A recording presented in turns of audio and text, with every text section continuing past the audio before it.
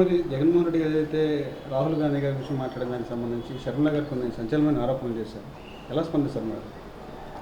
స్పందించడానికైతే ఏం లేదండి. ఆవిడ కాంగ్రెస్ పార్టీ ఎజెండాని పక్కన పెట్టేసి సొంత ఎజెండాతో ముందుకెళ్తున్నటువంటి వ్యక్తి గురించి మాట్లాడటానికి కూడా మాకు నోరైతే రావట్లేదు ఖచ్చితంగా.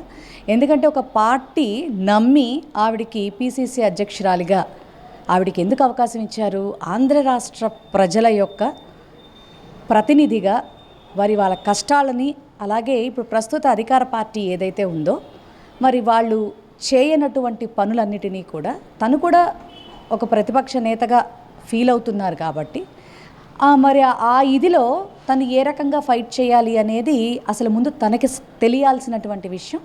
మరి అవన్నీ పక్కకు పెట్టేసి పక్కదారిలో పెట్టేసి మరి ఇదంతా కూడా చంద్రబాబు నాయుడు గారి సికండి రాజకీయంలాగానే మాకు అనిపిస్తూ ఉంది మాకు వాస్తవంగా. ఎందుకంటే ఆవిడ పర్సనల్ ఎజెండాతో ముందుకు రావడం అనేది నిజంగా దౌర్భాగ్యం. అందుకే అందులో ఉన్నటువంటి పెద్ద పెద్ద సీనియర్లు కూడా అసలు ఈవిడ నేతృత్వం మాకు అక్కర్లేదు, 24 గంటలు జగన్ గారిని పట్టుకుని మాట్లాడుతుందేంటి, ఆయనే ఇప్పుడు ప్రజల పక్షాన్ని నిలబడి ప్రతిపక్షంగా ఆయన ప్రజల కోసం ఫైట్ చేస్తున్నప్పుడు మనం కూడా అదే పరిస్థితుల్లో మనం ఉన్నప్పుడు మనం ప్రజల కోసం మాట్లాడకుండా ఈవిడ సొంత ఎజెండాలతో ఈవిడ ముందుకెళ్తుందేంటి? ఎవరిళ్లల్లో ఇబ్బందులు లేవు, ఎవరిళ్లల్లో గొడవలు లేవు, అవేవైనా ఉంటే వాళ్ళ ఇంటి వరకు చూసుకోవాలి, కానీ రాజకీయానికి అంటగట్టడం ఏంటని వాళ్ళ పార్టీ వాళ్ళే నోటికొచ్చినట్టు మాట్లాడుతూ ఉన్నారు. అవన్నీ కూడా ఇలా దులిపేసుకుంటూ నా సొంత ఎజెండానే నాకు పరమావధి, నాకు ముఖ్యం, రాహుల్ గాంధీ గారు నా మీద ఏ నమ్మకం పెట్టి నాకు ఇచ్చినా సరే నేను ఇక్కడ జగన్ గారిని తిడతాను అనేటటువంటి వ్యవహారంలో మాట్లాడుతున్నటువంటి వ్యక్తి గురించి, బాధ్యత లేనటువంటి వ్యక్తి గురించి, ప్రజల పక్షాన నిలబడటం మర్చిపోయినటువంటి వ్యక్తి గురించి మాట్లాడటం అనవసరం. జగన్మోహన్ రెడ్డి గారికి కుసంస్కారంగా మాట్లాడతారు, సంస్కారహీనంగా అని చెప్తారు.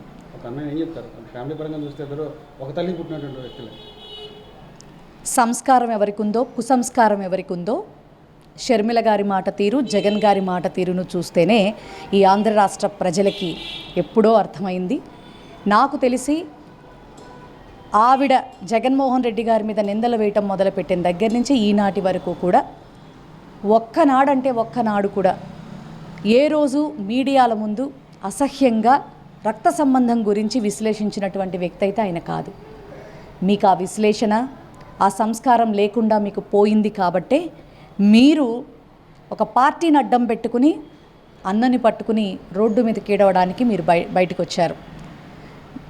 మీరు చేస్తున్నటువంటి వ్యవహారాలు, ఎందుకంటే అమ్మ పుట్టిల్లు మేనమామకి ఎరుక అని చెప్పని మరి ఇందులోంచే అందులోకి వెళ్ళినటువంటి మీ గురించి మాకు తెలీదు అనుకుంటే, మీరు మాట్లాడితే అది మేము నమ్ముతాము అనుకుంటే అది మీ పెచ్చని మేము తెలియజేస్తా ఉన్నాం.